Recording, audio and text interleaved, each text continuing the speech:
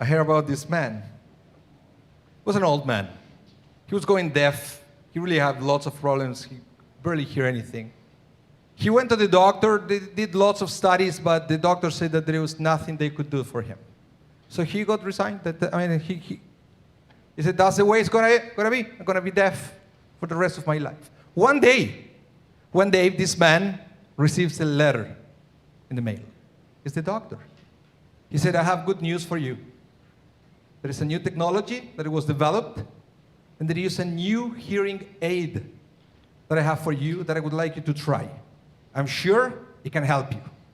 The man was very excited. He goes to see the doctor. He received this new hearing aid. And the doctor said, look, go home, try it for a month. They come back. Let's see how it went. Fine. Man went home.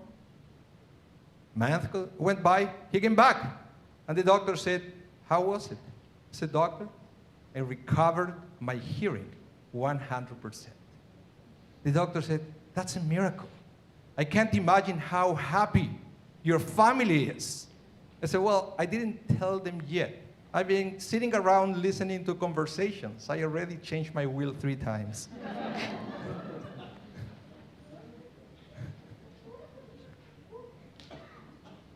So I want to talk to you today about, don't say it, hold that thought. It has to be said like that.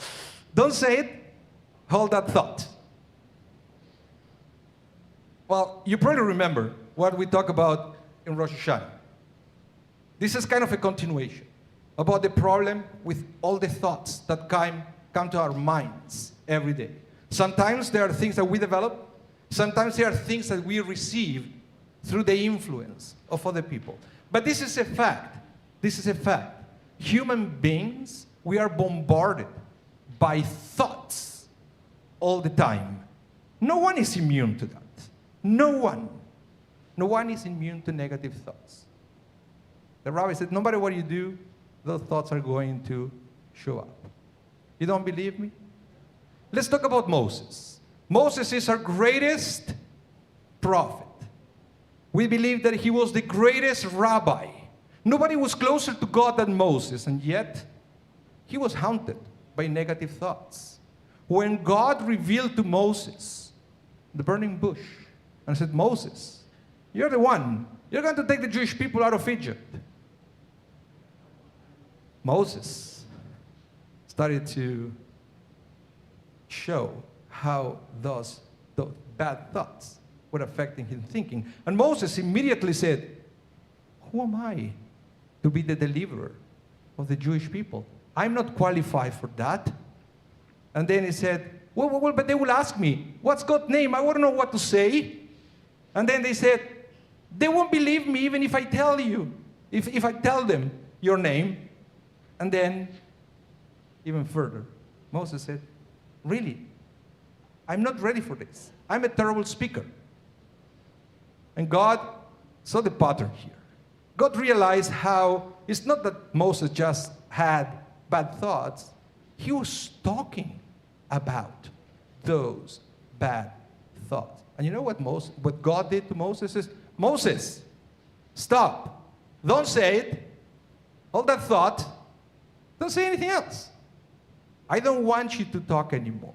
From now on, your brother Aaron, he's going to be the one to do all the talking. And we know through the Torah that Aaron had a totally different personality. Aaron was a very positive human being.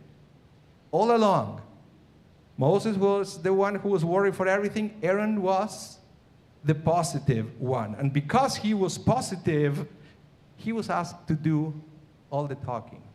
And Moses, well, we believe that the negative thoughts were still there. But God said, don't say anything. Don't say anything. Don't say you're not qualified. Don't say you can't do it. Don't say you don't have what it takes. You can think about it, but don't say it out loud. Just keep it as a thought. You see, we have lots of thoughts come to our mind, and we cannot control that. But you know what we can control? We can control what comes out of our mouth. We can control what we say about the thoughts that we have every day. And this is something also that Joshua understood very well. Joshua understood that sometimes we have bad thoughts, but we have to zip it up and not say anything, because once we start talking about it, then we are bringing ourselves down. So what happened is, Joshua now, after Moses, Joshua was leading the Israelites into the promised land. Remember what happened? The first attempt to enter to the promised land failed, and there were 40 years around the desert. Now it's a new generation. Moses is gone. Joshua is a new leader. So Joshua is entering to the promised land, and one of the great battles that they had there, you may have heard about it, was the Battle of Jericho. What happened during the Battle of Jericho? Well, God said to Joshua, ask the people of Israel to circle the city 7 times. Now it's interesting. That was God's commandment. When Joshua told the Jewish people what they have to do, he added something. Joshua said to the Jewish people, you have to surround the city 7 times, but don't say anything. Then I was wondering, why would Joshua add the words that God never said? He said, not only circle it, but zip her up. Don't say anything. Why? Well, because Joshua learned the lesson. He was there with the previous generation when they allowed the bad thoughts to become words, and those words became a negative report, and that negative report sent the Israelites to wander the desert for 40 years. So this time, Joshua realized that as soon as they're going to start circling the city 7 times, and they will see that the first time they went around Jericho, nothing happened. The second time, nothing happened. The third time, nothing happened. They're going to start having bad thoughts. They said, well, maybe this is not going to work. Maybe we're going to fail. Maybe we are not good enough to defeat these people.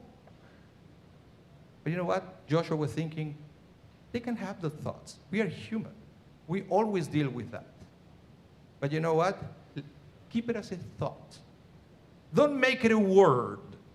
Because once you start talking defeat like that, then you're planting a seed. And that seed that you plant becomes alive. Have you ever realized that when God created the world, God didn't think, let it be light.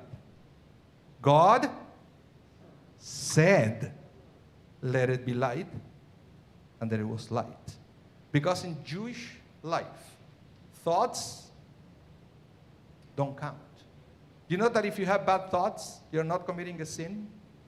But on the other side, if you are thinking, for example, of a blessing, but you don't say it out loud, it doesn't count either.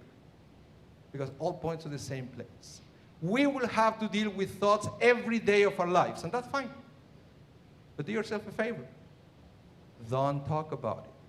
Because when you start talking about and you give words, and you give it a voice to those bad thoughts, then you are creating a new reality. So, New Year, 5783. I won't promise you that you will never have bad thoughts. Because you will. You will have many negative thoughts during the next year.